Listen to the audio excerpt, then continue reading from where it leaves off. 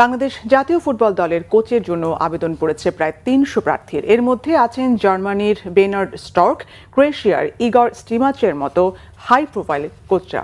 চুক্তি শেষে Spanish coach হাভিয়ার ক্যাব্রেরার বিদায়ের পর জাতীয় ফুটবল দলের নতুন কোচ নিয়োগে বিজ্ঞপ্তি দেয় বাংলাদেশ ফুটবল ফেডারেশন।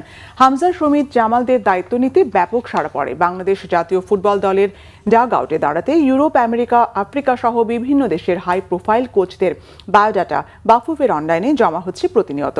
হাঙ্গেরির কোচ জার্মানির বেনার্ড স্টর্ক, সাফ চ্যাম্পিয়নশিপে মালদ্বীপকে শিরোপা জেতানো Croatian Peter Segrt, Gambia, Liberia, Kenya, Myanmar জাতীয় দলকে কোচিং করানো অ্যান্তোনে হায়, ভারতকে সাফ জেতানো ও ক্রোয়েশিয়া দলের দায়িত্ব পালন করা ইগর স্টিমাচের মতো নামকরা ও উঁচু মানের কোচেরা রয়েছেন তালিকায়। আবেদন করেছেন জুলফিকার মাহমুদ মিন্টু সহ দেশি কোচরাও।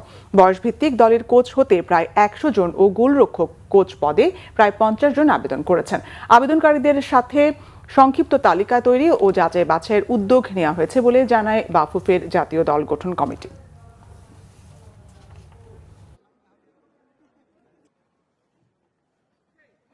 করে দেখবো যে প্রো লাইসেন্স আছে কিনা কোচের, এবং তার কোচিং ক্যারিয়ারের কি ধাপে কি অবস্থায় আছে তার ক্যারিয়ার দেখবো, এক্সপিরিয়েন্স দেখবো। হেড কোচের জন্য আমাদের ৩০০-র অধিক সিভি জমা পড়েছে ওয়ার্ল্ডের বিভিন্ন দেশ থেকে। আর্জেন্টাইন কোচগুলাকে আমরা প্রাধান্য দিব, এবং যে কোচগুলা ছোট দলগুলাকে মানে ছোট দেশগুলাকে প্র্যাকটিস করা এবং বিশ্বকাপে নিয়ে গেছে বা এশিয়ান কাপে নিয়ে গেছে এই কোচগুলাকে প্রাধান্য দেব। কিছু ক্রাইটেরিয়া আমরা অনুসরণ করব। সর্বোচ্চ 2 থেকে 3 দিনের ভিতরে আমি এই স্কুটিংটা শেষ করব।